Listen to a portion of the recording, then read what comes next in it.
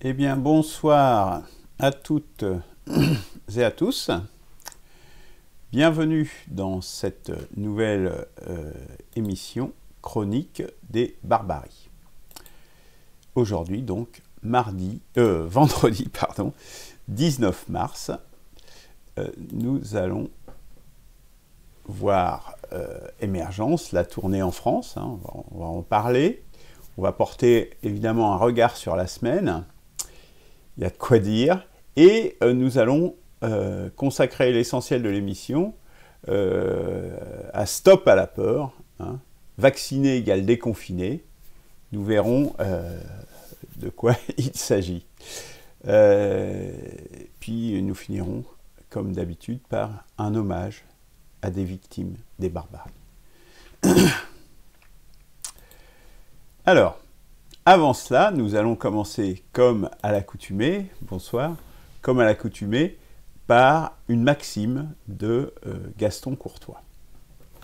Alors, que nous dit-il aujourd'hui, notre cher Gaston Courtois? C'est à propos du chef. Donc le chef, c'est un métier qui ne convient pas aux pessimistes morbides, qui, ne voulant voir que le mauvais côté des choses, des gens et des événements, s'est rendu incapable de découvrir leurs possibilités cachées.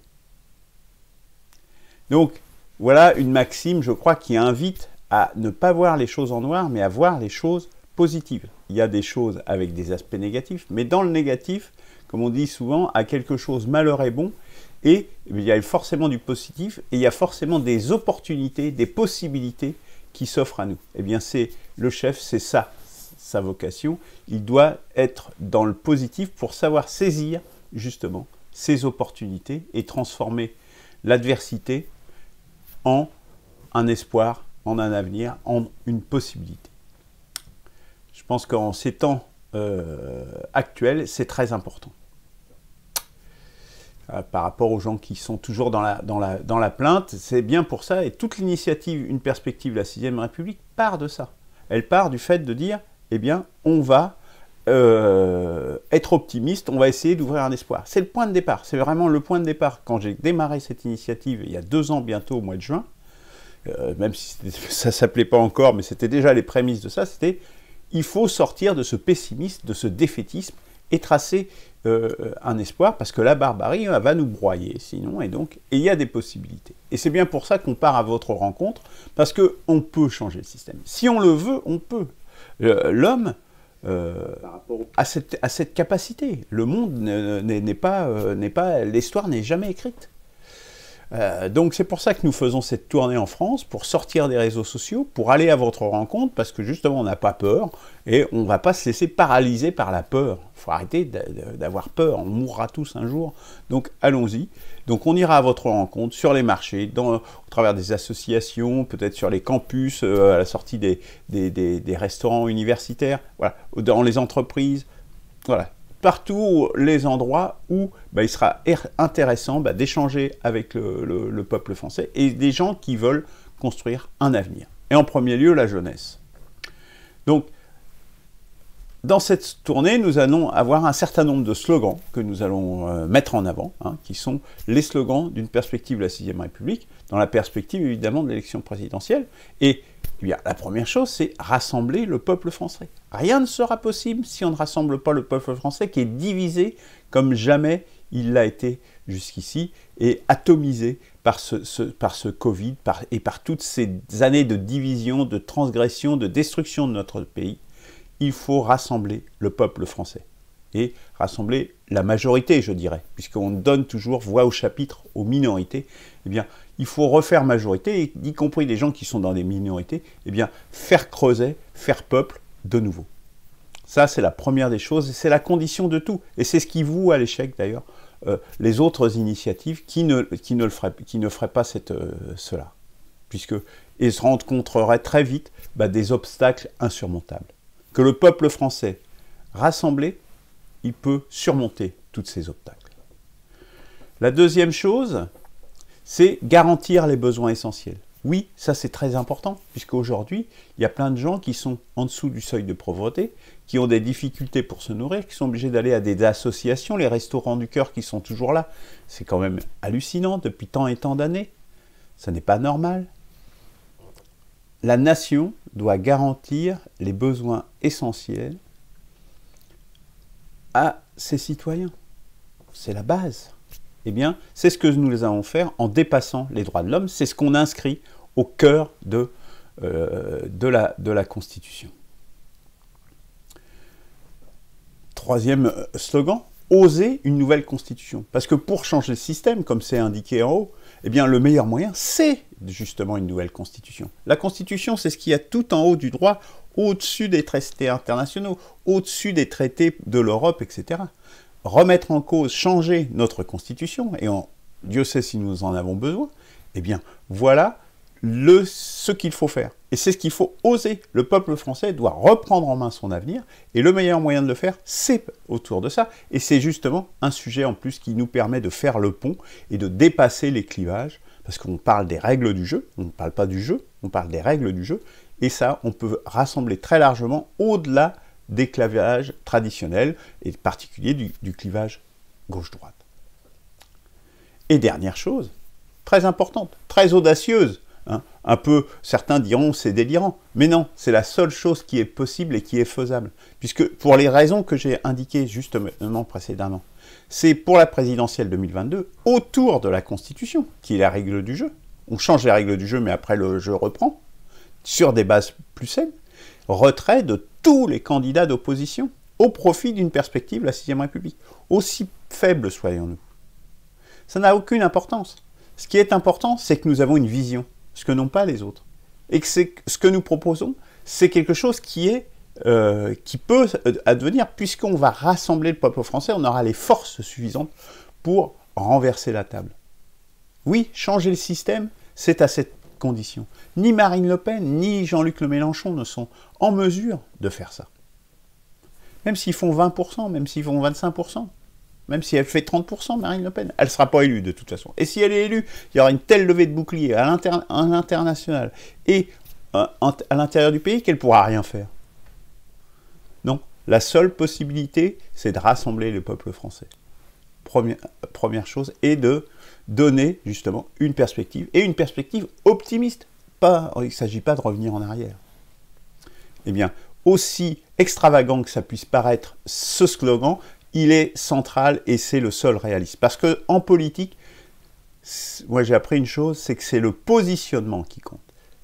Il faut se positionner au bon endroit. Et si vous êtes positionné au bon endroit, que vous tracez votre route, eh bien, ça portera ses fruits à un moment ou à un autre. Voilà donc pour la tournée. Donc, si vous souhaitez qu'on vienne vous rendre visite, qu'on vienne donc notamment discuter autour des livrets émergence, etc., eh bien, nous serons, vous pouvez nous solliciter, et puis nous viendrons, nous avons déjà un certain nombre de points de chute, mais bon après, avec ce confinement, ça va peut-être être plus compliqué, mais bon, on verra.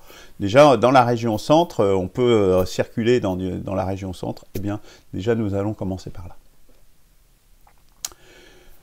Autre initiative, autre action, il y a de quoi faire, hein. Donc si vous voulez agir, c'est possible, il y a différents niveaux d'action. Deuxième niveau d'action, c'est juste donner votre avis sur le plan d'urgence qui accompagne la Constitution, parce que la Constitution, c'est pour le moyen et le long terme, mais pour l'immédiat, eh bien, le plan d'urgence, il est là pour répondre aux besoins et aux urgences pour redresser notre pays le plus rapidement possible. Donc une dizaine de mesures à mettre en œuvre juste après l'élection présidentielle. Donc vous pouvez participer à la consultation. L'adresse internet est ici. L'adresse internet, vous allez sur le site www.ap6r.org. Il y a un lien direct vers la consultation. Il faut évidemment vous inscrire pour justement garantir la bonne foi de cette consultation. Je remercie d'ailleurs les gens qui ont déjà participé assez nombreux à la consultation. Je vous encourage à continuer. Dernier moyen d'agir. Autre moyen d'agir, c'est justement de diffuser les mini-cartes, un P6R, pour juste faire connaître l'initiative. Et après, les gens, ils iront sur le site, ils pourront consulter, justement, ce que nous proposons et ce que nous dites, et la voix différente, et avec une hauteur, avec une vision qui est celle d'un rebond civilisationnel, c'est-à-dire que l'offre d'une perspective de la Sixième République, ce n'est pas seulement une offre politique, c'est aussi une offre idéologique. Hein, donc il y a l'offre politique, il y a l'offre cœur qui est synthétisée dans l'émergence, mais il y a aussi une approche idéologique et il y a aussi une approche spirituelle. D'ailleurs, je viens de lancer, je vous l'annonce, l'édition, la sortie du manifeste spirituel qui s'appelle le Tao spirituel, donc qui est une spiritualité adaptée à notre temps et qui répond très précisément au point auquel nous sommes rendus dans notre histoire, dans l'histoire de l'humanité. Eh bien, vous allez, quand vous le lirez, vous verrez de ce dont il s'agit, et vous verrez que c'est vrai que c'est justement un rebond civilisationnel ne peut prendre corps que au travers d'une nouvelle spiritualité. Alors, venons-en au regard sur la semaine, après toutes ces actions que je vous encourage à laquelle je vous encourage à participer, évidemment. Je voudrais revenir sur la 17e cérémonie des Césars. Elle était présidée par Madame Michèle Morgan, grande actrice, grande dame. Elle était présentée par Frédéric Mitterrand, bon, qui a quand même une personne quand même d'une certaine qualité, qu'on apprécie plus ou moins, mais qui a une certaine qualité, qui est indéniable. Le meilleur film, bien, c'était Tous les matins du monde. Vous savez, ce film avec Jean-Pierre Mariel, avec Gérard Depardieu, et une grande actrice aussi, dont le nom m'échappe, et sur un thème absolument formidable, et qui a fait redécouvrir la viole de gambe à toute une génération. Moi, c'était un instrument que j'ignorais à l'époque. Hein. Et donc voilà, et ça c'était un film extraordinaire. Voilà, le meilleur film c'était Tous les matins du monde. Un grand film. Meilleur réalisateur, Alain Corneau, qui était justement le réalisateur de ce film. Meilleur acteur, donc pour un autre film, pour Van Gogh, Jacques Dutronc. On voit très bien qu'il incarne, comment mieux incarner Jean Van Gogh que Jacques Dutronc. Tout à fait le type pour ça. Et puis meilleure actrice, Jeanne Moreau, une fois de plus. La vieille qui marchait dans la mer.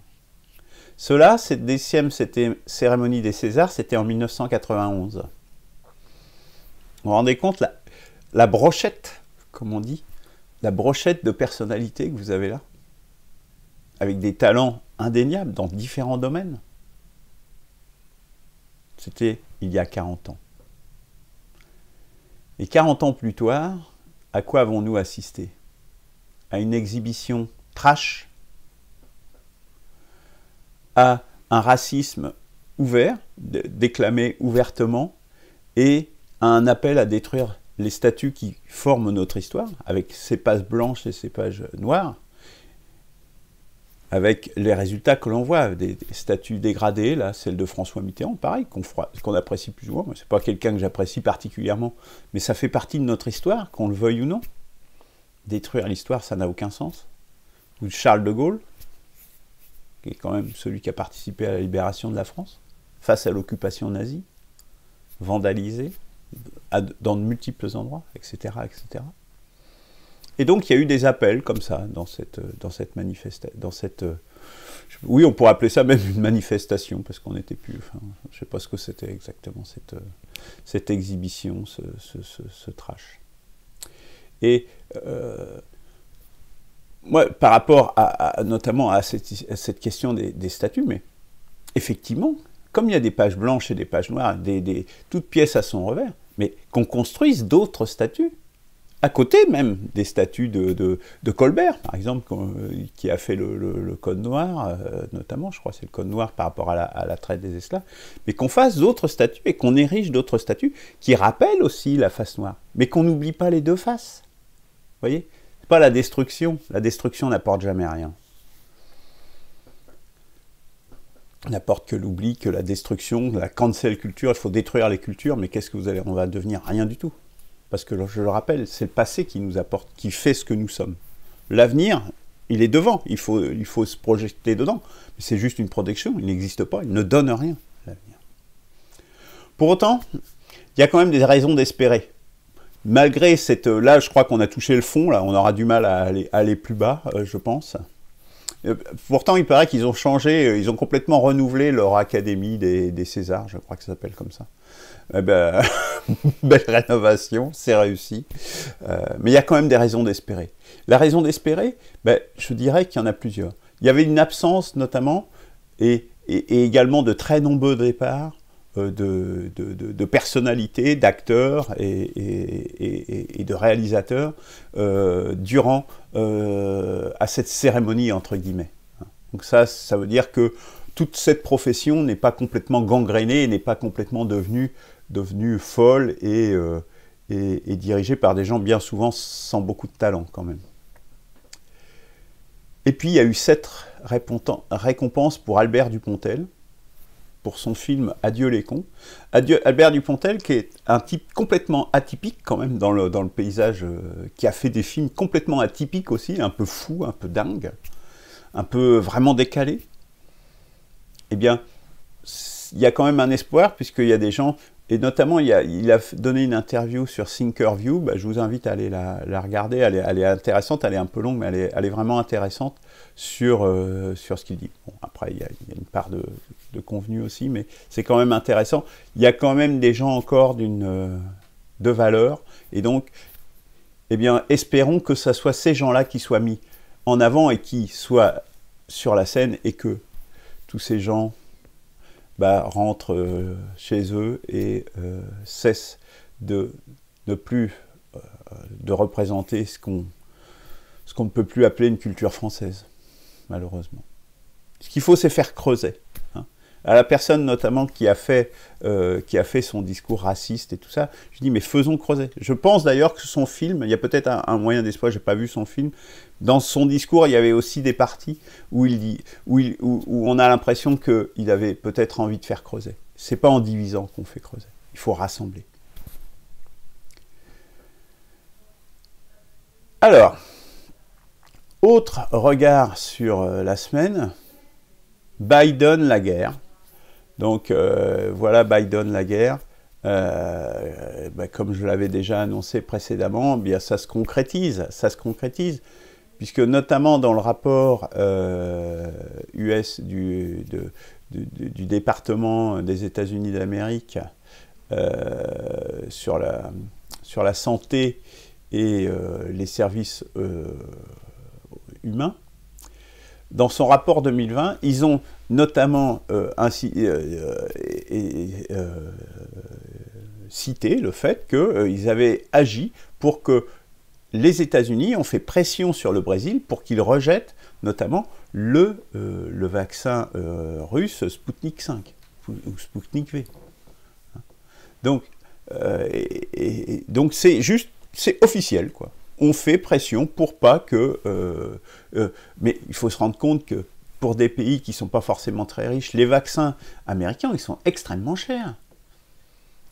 Hein? Les Moderna et les Pfizer, ils sont, je sais pas, c'est 30 €, je crois, ou 35 € la dose. Vous vous rendez compte? C'est considérable. Il y a plein de pays qui ne pourront jamais se payer ce genre de choses. Et donc, en parallèle, donc c'est juste criminel de pas autoriser et de faire pression pour empêcher que des vaccins qui vont sauver des vies, peut-être, mais certainement, puisque c'est fait pour ça, quand même, eh bien, ne puissent pas être diffusés dans les pays. C'est ça ce qu'ils appellent leur soft power, là, leur pouvoir mou. C'est juste immonde. Et en parallèle, je ne sais pas si vous avez remarqué, il y a quand même eu ces attaques contre le vaccin AstraZeneca, qui est beaucoup moins cher, et qui nécessite moins d'infrastructures, déjà qu'on a du mal à avoir dans plein de pays pour les vaccins américains, et des attaques contre l'AstraZeneca, alors que visiblement ces cas de thrombose, il n'y en a pas plus ni moins qu'ailleurs. On peut s'interroger pourquoi il y a eu ces attaques sur ce vaccin-là, or que des effets secondaires, il y en a plutôt moins même sur ce vaccin-là que sur d'autres. soft power. Hein. Ça veut dire agir par en dessous, agir en... On va dire le mot, hein, à faire des coups de pute, quoi. Parce que c'est ça que ça veut dire. Quand on fait ce genre de truc, c'est ça. Voilà ce que c'est que ce Biden, la guerre. Mais c'est pas fini. C'est pas fini puisqu'il n'a rien trouvé de mieux que de traiter juste le président russe Poutine de tueur et dit qu'il allait bientôt le payer. C'est-à-dire que c'est ça, là, on va faire une ingérence dans le pays, dans la Russie, pour... alors, pourquoi ils veulent l'assassiner, ils veulent le renverser, faire une révolution de couleur à travers la CIA. Et bon, il y a une réponse évidemment de Vladimir Poutine qui se moque de lui, on dit c'est celui qui dit qui est, hein, et je crois qu'il y aura largement de quoi dire hein, en termes d'assassinat et d'assassinats ciblés, notamment au travers des drones, pratiqués quotidiennement par l'armée américaine. Donc celui-ci, Vladimir Poutine, il dit pas de problème, il lui propose un débat public. Mais là, Biden, comme par hasard, là, il répond pas là. Évidemment, qu'il n'a pas envie d'avoir un débat public sur ça. Notamment sur ce qui s'est passé à l'époque d'Obama, parce que toutes ces choses, ces assassinats ciblés, comme ils appellent ça, c'est apparu à l'époque d'Obama. Hein. Toujours pareil, du soft power, comme ils disent. Alors, mais il y a bien plus inquiétant que ça. Tout ça, c'est encore qu'un premier niveau. Il y a ce projet OTAN 2030 qui vise en fait à transformer l'OTAN en une véritable armée impérialiste mondiale. Donc c'est déjà un peu le cas puisque l'OTAN intervient en Irak, l'OTAN intervient en Afghanistan, donc sans aucun mandat de l'ONU, hein, en totale illégalité hein, par rapport au droit international. Il faut quand même le rappeler, quand même, hein, eux qui sont toujours avec le droit international. Mais là, c'est complètement en dehors du droit. C'est vraiment une politique purement impérialiste, c'est je te casse la gueule si tu fais pas ce que je te dis, quoi. Parlons clairement, hein. C'est ça que ça veut dire. Donc, le retrait de l'Afghanistan qui avait été négocié pour mai 2021, eh bien, ça y est, oh oui, bah, on verra plus tard, hein. Donc, les Américains et le reste de l'OTAN va rester en Afghanistan. Pour combien de temps? Ça fait déjà 20 ans qu'ils y sont. Ils vont rester ad vitam aeternam en Afghanistan. La France, eh bien, on vient d'envoyer 20 chars français en Estonie. Qu'est-ce que l'armée française envoie? Des chars, donc hein, on voit ce que c'est que des chars, on voit à quoi ça sert, en Estonie, à la frontière russe, quoi. Il y a aussi des exercices français qui prévoient de faire de projections à 20 000 km. 20 000 km, c'est quasiment à l'autre bout de la planète. Hein. Pourquoi faire? C'est le ministère qu'on appelle de la défense, normalement. C'est pour défendre notre territoire, c'est pour défendre la France. Qu'est-ce qu'on va aller se projeter à 20 000 km? Ça sert à quoi, sinon à aller imposer aux autres nos volontés? Enfin, nos volontés, ce ne sont pas les miennes. Hein, et c'est toute cette politique, justement, où Trump disait ben, on va s'occuper hein, de ce qui se passe en Amérique avant d'aller faire la guerre à droite à gauche. C'est ça qui déplaisait, justement, à ces gens-là qui veulent absolument que les États-Unis continuent de dominer le monde. Et aussi avec notre argent, puisque l'OTAN, évidemment, c'est aussi avec nos impôts. On continue, encore plus inquiétant. Les Britanniques qui veulent augmenter de 40% leur nombre d'armes nucléaires pour passer de 180 à 260 ogives nucléaires. Pour faire la guerre ici en Europe, pour avoir des bombes qui vont nous tomber sur nous, sur notre tête. En violation du traité de non-prolifération. C'est-à-dire qu'on a fait un traité de non-prolifération des armes nucléaires, on dit sans arrêt la Corée du Nord, oh c'est des fous, ils ont l'arme atomique, etc. Et voilà ce que font, ce que projette de faire la Grande-Bretagne, enfin le Royaume-Uni en l'occurrence. Ça, c'est très très inquiétant. Moi, c'est très inquiétant et les doctrines d'usage en plus de ces armes nucléaires rendent très probable, hein, avec la fin aussi du traité FNI, hein, dont j'ai parlé une autre fois, rendent très probable une guerre nucléaire en Europe. C'est nous, hein, c'est nous en Europe, on est en Europe. Hein. Les Américains, eux, ils sont de l'autre côté de l'Atlantique, ils s'en foutent. Hein. Et c'est eux, le gouvernement intégré, c'est ça que ça veut dire. C'est eux qui décident des armes qu'on va utiliser. Hein. C'est un général américain. C'est-à-dire qu'on pourra se faire atomiser, du moment que ça ne va pas jusqu'aux États-Unis. Voilà ce que ça veut dire. C'est pour ça qu'il y a des généraux français qui s'élèvent, parce qu'ils disent, mais là, dans quoi on est en train de s'engager, là? On est avec OTAN 2030, et les mots sont forts, hein. Donc j'ai mis les liens là-haut. Hein. OTAN 2030, il faut stopper ce train fou avant qu'il ne soit trop tard. Voilà, des généraux français qui tirent la sonnette d'alarme en disant, mais on est en train complètement de partir à la dérive, là. Là, on est sur une trajectoire extrêmement dangereuse.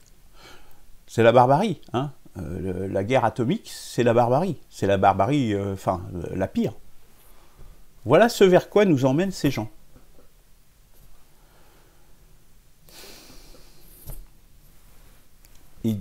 En 2020, il y avait un autre article de généraux aussi qui disait, déjà ils alertaient, il faut se libérer de l'emprise américaine et se rapprocher de Moscou, clament des hauts gradés de l'armée. Donc là aussi un certain nombre de généraux, parce qu'on dit, mais ça n'a pas de sens,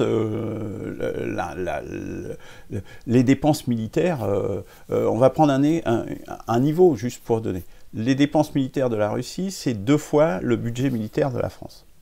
2 fois.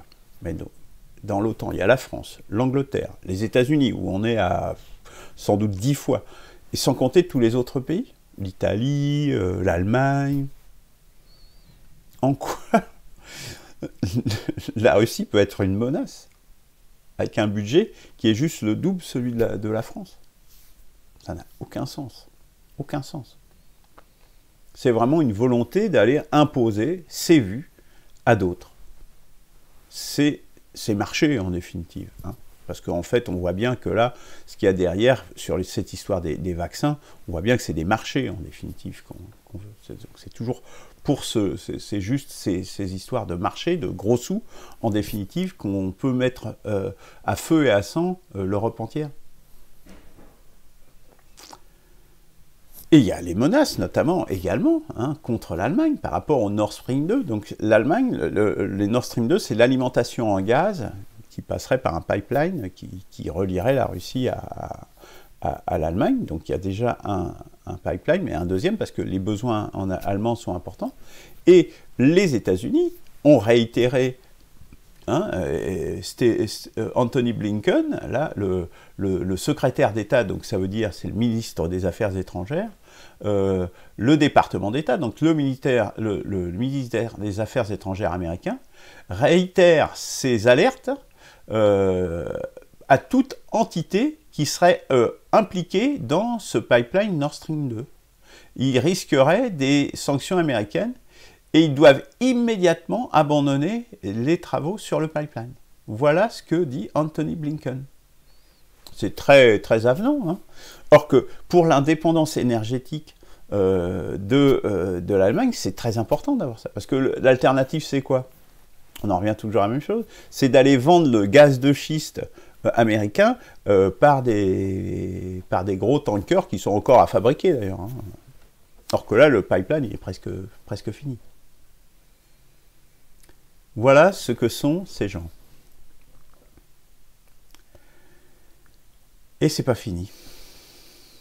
Parce que si on regarde un peu dans le rétroviseur, la véritable raison des affaires autour de l'ingérence russe, vous savez, sur l'élection de 2017, je crois, ou 2016 de Trump, il y a eu toute cette histoire d'ingérence, et ça a pourri les 4 ans de Trump, hein, où ils ont sans arrêt fait ce truc qui n'avait ni queue ni tête, puisqu'il y a eu, je vous rappelle, il y a eu un rapport d'enquête qui a été fait, qui n'a rien trouvé, qui n'a rien mis en évidence. Mais c'était pas ça le but. Le vrai but, c'était d'empêcher Trump de revenir à des relations normales avec la Russie. Et en cela, ils ont réussi. Ils ont empêché Trump d'établir, parce que s'il faisait ça, il disait « Ah, vous voyez bien qu'il était avec les Russes, etc. » Et donc, d'avoir des relations juste apaisées, normales. Parce que c'est quoi les raisons? Vous pouvez m'expliquer les raisons qu'il y a d'embêter la Russie? Ils font ce qu'ils veulent chez eux, quand même. Enfin, je sais pas, ça s'appelle la souveraineté nationale. Enfin, c'est même partie de la charte de l'ONU qu'ont signé tous ces pays. Hein, on est loin de l'ingérence dont parlait tout à l'heure Biden la guerre, justement. Donc en ça, ils ont réussi. Parce que, quel est le risque avec ça? Parce que les Américains, ils voient leur intérêt, et rien d'autre, toujours. Ils voient une chose. La Russie, elle est en Europe.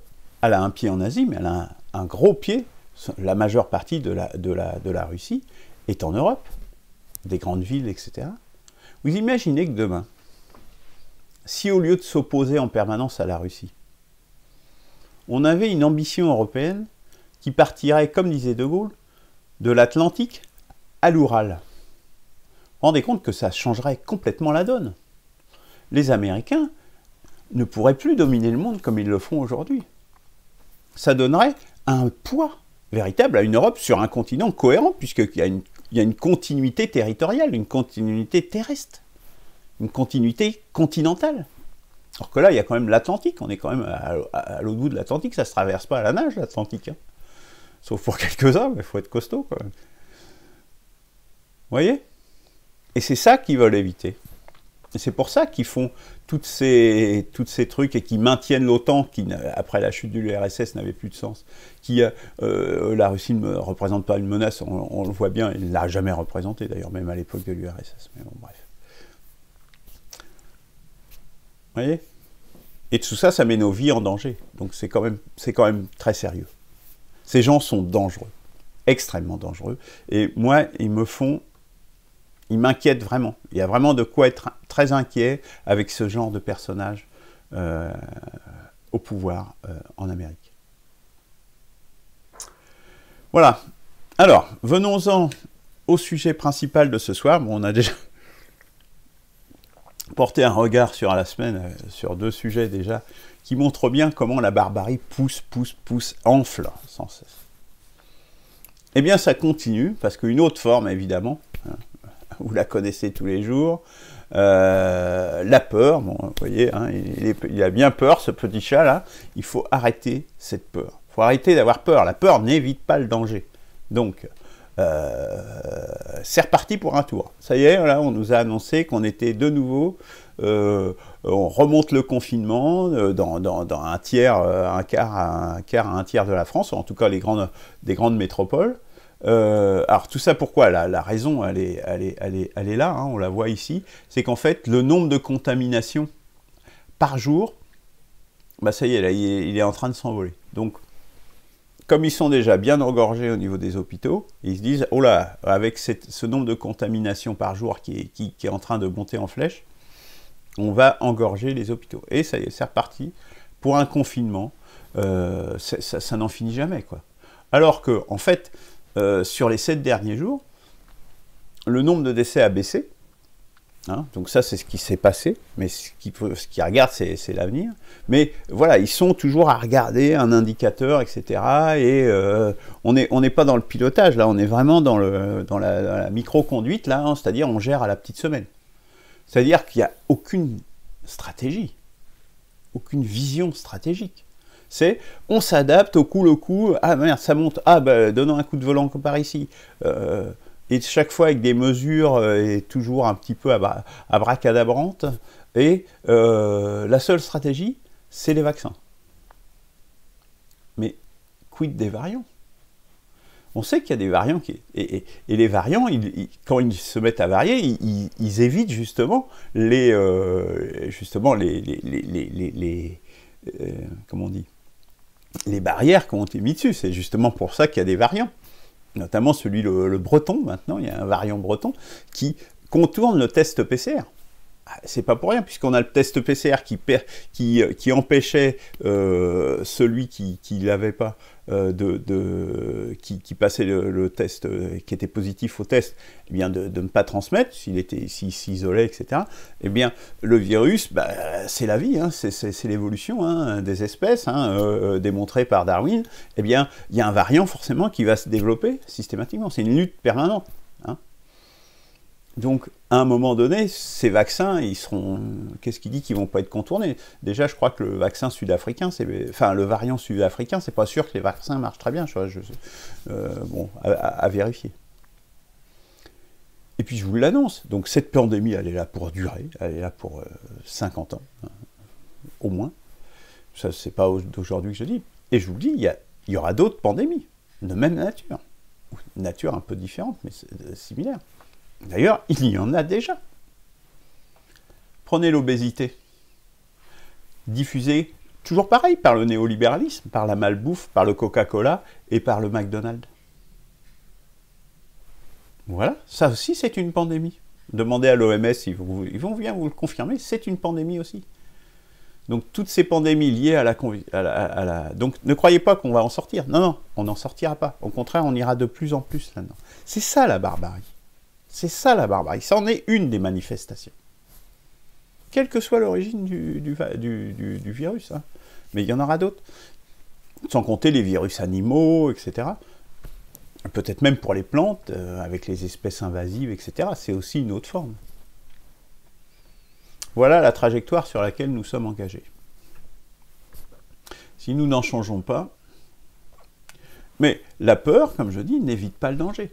Alors, une autre chose, une petite parenthèse, puisqu'on est sur les chiffres et tout ça, j'ai fait une vérification sur le nombre de décès en France, puisqu'on dit régulièrement, oui, mais c'est pas vraiment la pandémie, il n'y a pas vraiment de pandémie, enfin, bon, bref. Donc, où les chiffres sont truqués. Hein. Quand je donne les chiffres, par exemple, précédents, là, oui, on attribue au Covid, etc. Donc là, j'ai re-regardé, j'avais regardé dans une émission il y a quelque temps, les chiffres de l'INSEE, donc qui comptent le nombre de décès, toutes causes confondues. Donc on ne regarde pas si c'est mort du Covid ou pas, c'est toutes causes confondues, le nombre de morts en France.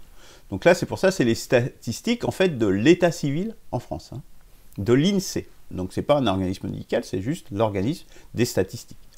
Et donc, qu'est-ce qu'on regarde? Qu'est-ce qu'on constate sur ce graphique, dont il y a l'URL là-haut, hein? Bien, on constate effectivement, là c'est la courbe en rouge gras, bien, ça c'est pour 2020, donc on voit bien ici le pic de la première vague, et puis le pic de la deuxième vague, là, en octobre-novembre 2020. D'accord? Et la moyenne des autres années, c'est la courbe en noir ici. Donc on voit bien qu'on est nettement au-dessus. Hein. Donc l'échelle, là on tourne on est entre 2000, entre 1500 et 2000 morts, hein, en gros. Et là on voit bien les deux pics. Hein. Donc il n'y a pas de truc. Là ils ont mis même le 2003 pour mettre la canicule et les périodes de confinement ici. Et 2021, là, on voit qu'on est au-dessus de la courbe noire, et là, ça a descendu à un moment donné, là. Bon, après, on verra ce que ça donne. Ça se confirme, d'ailleurs, puisqu'on a eu moins de morts, là. Donc, voilà.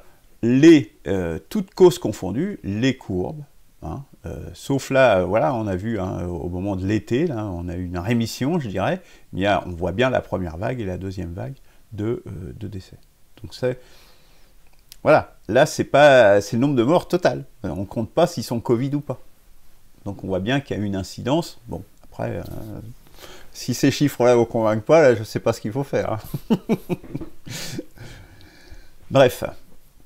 Mais c'est pareil, la peur n'évite pas le danger. Donc, il y a un danger, eh bien, il faut l'adresser, c'est tout. Mais il faut l'adresser de façon avec une stratégie. Alors, puisqu'une vraie stratégie politique, je dis bien politique, existe.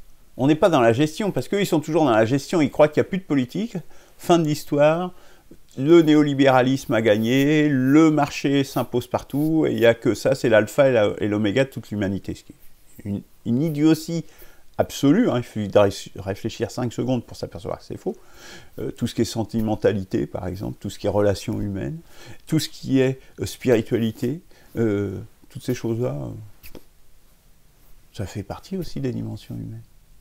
Et même, on a des commerces qui ne sont pas forcément basés sur le marché. Enfin, mais une vraie stratégie politique est possible. J'en ai parlé dans l'émission du 8 janvier. Dans l'émission du 8 janvier, j'ai énoncé notamment qu'à ce stade, il y avait une autre solution qui donnait de la visibilité. Parce que le problème, c'est que là, il n'y a pas de visibilité. On ne va jamais en sortir. Parce que leur stratégie de vaccination, surtout qu'il n'y a pas de vaccin, il n'y a pas assez de doses, etc. Peut-être, quand on aura les doses, peut-être il aura muté de telle sorte que les vaccins actuels ne marcheront plus. Enfin bon, vous voyez, hein, on sera comme dans la grippe saisonnière, où tous les ans, il faut revacciner, et même le vaccin qu'on vous donne en début de saison au mois d'octobre, bah, des fois en janvier, il est déjà plus tout à fait valable. Vous voyez. La seule stratégie qui donnait une visibilité, mais une vraie visibilité forte à tout le monde, avec réouverture de tout, alors, soit le vaccin de façon complètement diffusée, bah, c'est l'exemple d'Israël, bon, on verra ce que ça donne sur le long terme. L'autre solution, c'est la fermeture totale des frontières sur une longue période. Sur une longue période. Totale. Et donc, il est mis en place de mécanismes évidemment spécifiques pour faire circuler les marchandises. Donc ça s'étudie, ça se met en place. Ça peut se faire dans un délai quand même relativement court, hein, pour justement que, au travers des marchandises, on n'ait pas de circulation de virus. Hein. C'est ce que font les îles. Hein. Typiquement, les îles, c'est comme ça qu'ils arrivent à maintenir les choses. Et pour sortir, je dirais, pour éponger le stock de malades, un confinement effectivement très sévère, vraiment très sévère, d'1 mois, pour épurer, et de dire, bon bah, tous les gens qui sont rentrés dans le Covid, eh bien, on purge tous ceux qui sont dans le stock, et à la fin, de telle sorte qu'à la fin, d'avoir que quelques cas très résiduels, quoi. Et évidemment, en parallèle, la multiplication des capacités hospitalières, qui sont à chaque fois, c'est à ce plafond-là qu'on se heurte. Et là, avec cette politique-là, au bout d'1 mois et demi, vous pouvez dire, on rouvre tout. Les restaurants, les cinémas, tout. Parce que vous avez purgé. Et là, il y a une acceptabilité. Alors, au stade où on en est rendu aujourd'hui, je ne sais pas si l'acceptabilité sera encore, mais ça, au 8 janvier, peut-être c'était encore faisable. Aujourd'hui, quand même, les gens sont quand même à bout de nerfs. Il y avait une possibilité. Parce que là, vous dites, ok, on fait un confinement, mais c'est le dernier. Vous voyez ? Et derrière, tout rouvre. C'est pas mal. C'est pas mal, non ? Bref, quand j'ai proposé ça, j'ai eu une levée de bouclier. Donc, j'en reparle aujourd'hui parce qu'on m'en a reparlé. Et donc, voilà ce que j'avais proposé. Et voilà une vraie politique. Mais évidemment, ça bat en brèche complètement toute l'idéologie néolibérale et le tout ouvert, tout marché, évidemment. Et ça nécessite, et du coup, on embraye justement sur la 6ème République et sur un cercle vertueux. Hein. Mais voilà. C'est comme quoi tout se retrouve. Alors, stoppons la peur. Soyons cohérents. Pourtant, c'est extrêmement simple. Si on est vacciné, bah, premièrement, on sait qu'on est vacciné. Hein, on sait qu'on a été piqué, on le sait. Donc on sait qu'on est protégé. On sait, normalement, on ne craint plus rien. Hein, a priori, les vaccins sont efficaces. C'est ce qu'ils disent, ils sont efficaces à 90-95%. Donc normalement, on est protégé. Donc à la fois, personnellement, on le sait, et on ne craint plus rien. À partir de là, pourquoi confiner ?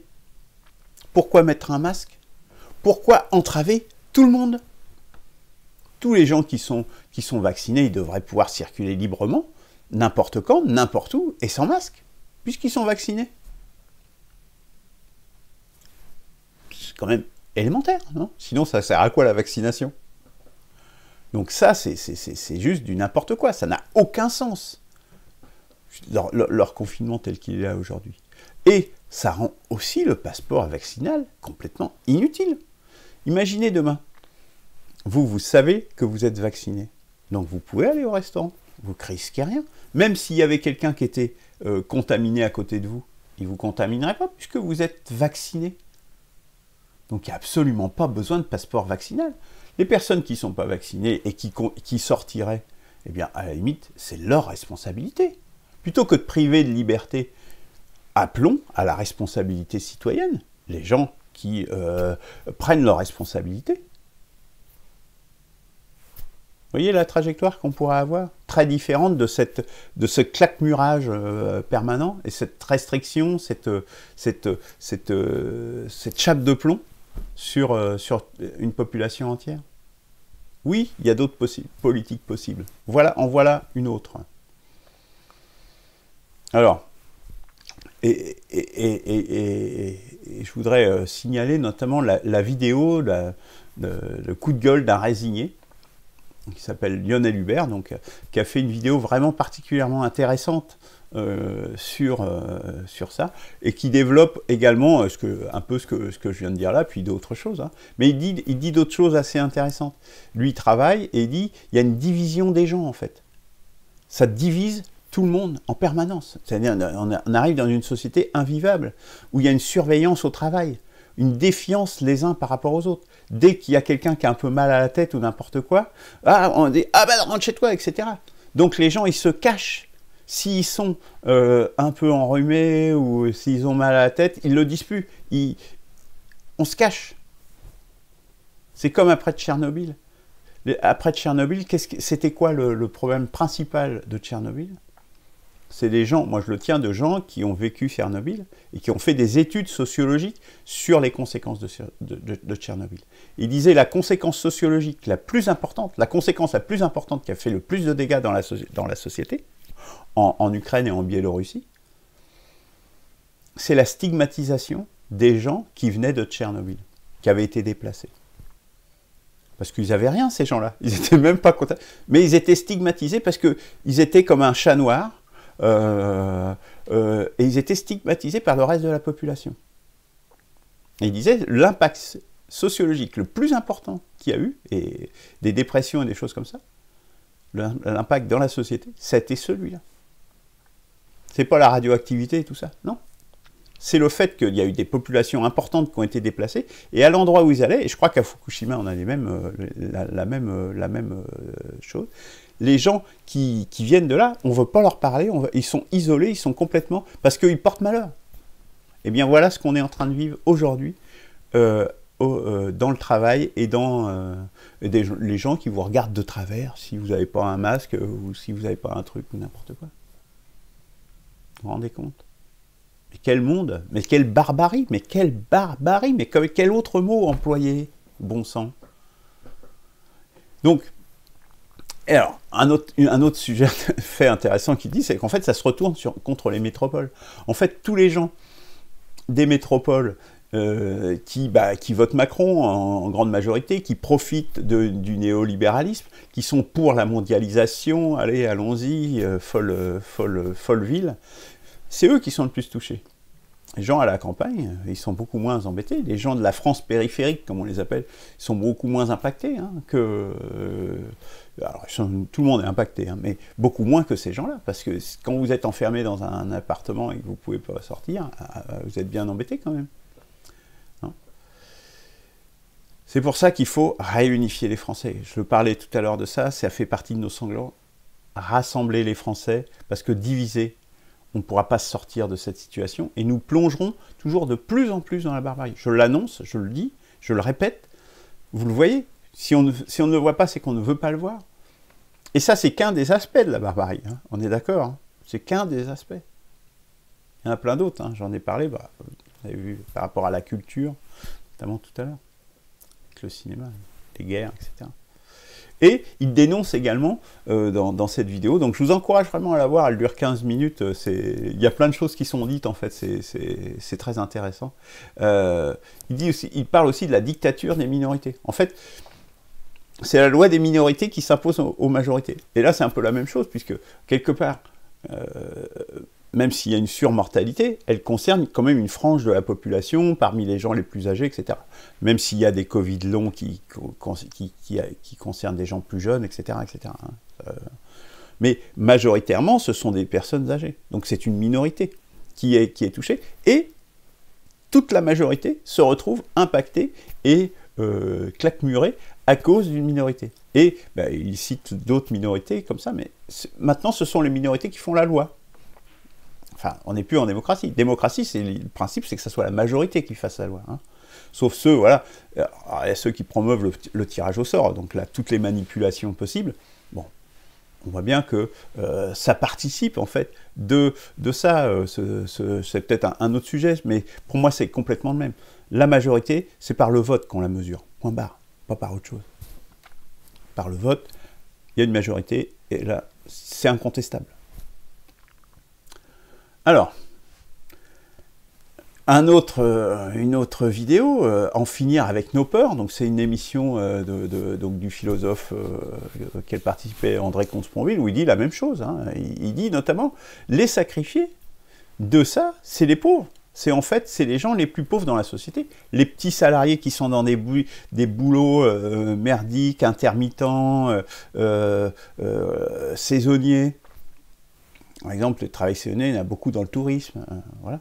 Donc des salariés qui gagnent déjà pas beaucoup, c'est eux qui sont le plus impactés. Et les petits commerçants aussi. C'est tous les petits. Les plus pauvres dans leur catégorie, c'est toujours eux qui sont impactés par tous ces sacrifices. Pour ça, pourquoi? Parce qu'on refuse en fait la mort. C'est-à-dire qu'on nous a fait croire qu'on était très fort avec la technologie, on peut tout faire, on est les rois du monde, on se prend pour des dieux. Nous ne sommes pas des dieux, nous sommes mortels. Nous, je vous l'annonce, nous allons tous mourir un jour. On n'est pas pressés, je suis d'accord, mais nous allons tous mourir un jour. C'est les transhumanistes, justement, une autre forme de barbarie qui veulent nous faire croire qu'on sera immortel. Et vous croyez que ça serait souhaitable d'être immortel? Moi, j'en suis pas du tout persuadé. Donc voilà, donc ça, c'est une vidéo encore plus courte, là, c'est 4 minutes, elle est intéressante aussi à regarder. Une dernière chose avant de conclure. En politique, et souvent dans bien d'autres domaines, il faut des mesures simples et compréhensibles par tous. Alors, hier, là, c'était juste hallucinant. Personne n'a rien compris à ce qu'ils disent, à ce qu'ils ont annoncé. C'est même une condition d'efficacité. C'est pour ça que les référendums, les votes, etc., il faut que ça soit des choix simples, il faut que ça soit des méthodes simples. Hein. Dès que vous mettez des choses compliquées, ça ne peut pas marcher, parce qu'il y a plein de gens qui ne vont pas comprendre, ou qui vont comprendre de travers. Non. En politique avant tout, il faut des mesures simples et compréhensibles par tous. C'est ça la politique. On n'est pas dans la science, on est dans la politique, ça n'a rien à voir. Et un exemple, peut-être un peu simpliste, mais révélateur. Donc on annonce un confinement en région parisienne. Mais du coup, qu'est-ce qui se passe? Donc ça, c'est un effet de bord qu'ils n'avaient certainement pas prévu. Les Parisiens, là, ils envahissent les gares, ils vont prendre leur voiture, et ils partent tous à la campagne en masse. Donc qu'est-ce qui va se passer? On va diffuser le virus, qui était concentré en région parisienne, on va le diffuser partout en France, puisque ailleurs, je vous rappelle, c'est pas confiné. Tout le reste, c'est vert. Super. Bon. Alors, en conclusion, il faut arrêter la peur. Si on est vacciné, il n'y a aucune raison d'être confiné. Il n'y a aucune raison d'avoir un passeport vaccinal. C'est complètement inutile. Il suffit juste d'appeler à la responsabilité des gens. Et les gens, s'ils sont irresponsables et qu'ils attrapent le virus, ils auront pris leur responsabilité. C'est ça, être citoyen, bon sang. Tout simplement. Plutôt que d'être dans la coercition permanente. Parce que je le rappelle, la liberté est plus importante que la sécurité. Et dans les besoins du corps et de l'âme énoncés par la 6e République, la liberté arrive en 3e position. La sécurité, c'est en 11e. Vraiment, il y en a beaucoup entre les deux, vous voyez.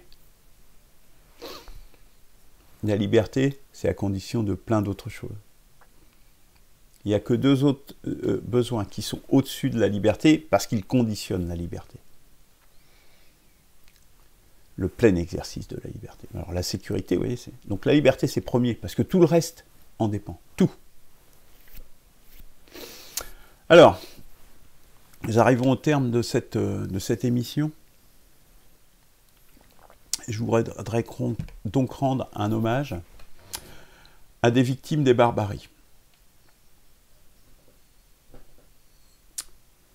À Blois, le mardi 16 mars, le couvre-feu arrive à 18 h. Contrôle de police à 18 h 30. Une voiture tente d'y échapper et provoque un accident. 4 blessés, dont 2 passagers du véhicule en fuite, en état d'urgence absolue. L'un d'eux, Yanis, 16 ans, est décédé hier.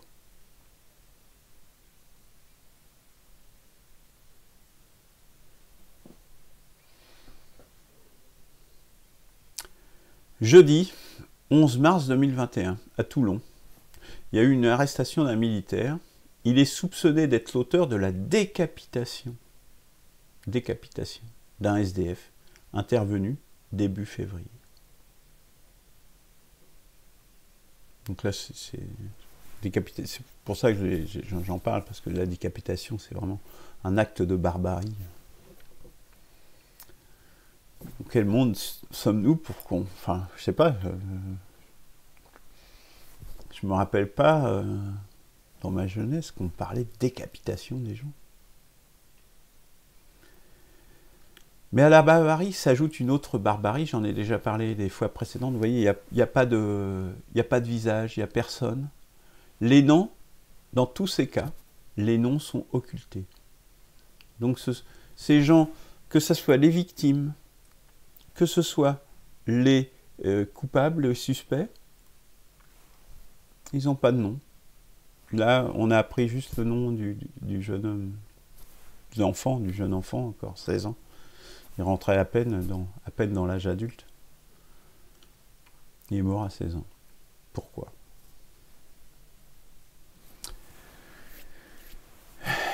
Voilà. Et donc voilà. Donc c'est une façon de les tuer une deuxième fois, puisqu'ils n'existent pas, ils n'ont pas de nom. Dans la presse, il n'y a plus de nom. C'est terrible. Voilà. Alors, reprenons espoir, parce que toutes ces choses doivent nous donner une perspective. Vive la première démocratie, c'est la perspective. Oya, la 6e République, qu'on s'inscrit dans notre histoire, et notre pays, notre nation, la France, millénaire. Je vous invite à passer à l'initiative, à vous inscrire sur le site impcr.org, et ainsi pouvoir participer à la consultation sur le plan d'urgence, et évidemment à consulter, à lire et à diffuser autour de vous les manifestes émergence, prochainement le manifeste spirituel et les mini-cartes. Voilà, nous sommes cette fois-ci, nous arrivons vraiment à la fin de cette émission. Je vous souhaite un bon week-end, malgré les circonstances. La semaine prochaine, il n'est pas certain qu'il y ait des émissions, justement parce qu'on prépare le Tour de France et il y aura peut-être des travaux à faire qui m'empêcheront de tenir les émissions Mercredi de l'Espoir et Chronique des Barbaries, mais il y aura des communications tant sur le site que sur la page Facebook pour vous tenir informés. Je vous souhaite de nouveau un bon week-end et vous dis bonne soirée. Au revoir.